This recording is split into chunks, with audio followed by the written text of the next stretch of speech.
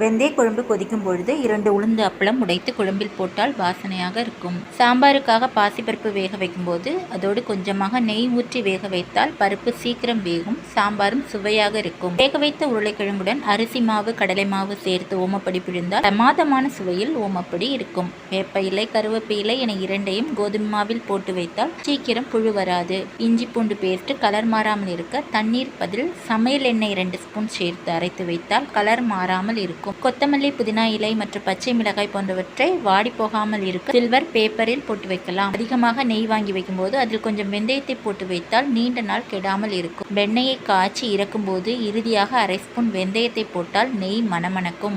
பஜ்ஜி செய்யும் போது ஒரு கரண்டி எண்ணெய் சூடுபடுத்தி மாவில் சேர்த்தால் பஜ்ஜி மொறுமொறுப்பென்று இருக்கும், எண்ணெயும் குடிக்காது. உருளைக்கிழங்கு வறுவல் செய்யும் போது புளிப்பில்லாத தயிர் 2 ஸ்பூன் சேர்த்து செய்தால் சுவை கூடும். தக்காளி சட்னி வெங்காய சட்னி கார சட்னி செய்யும் போது சின்ன துண்டு வெல்லம் சேர்த்து அரைத்தால் சூப்பராக இருக்கும்.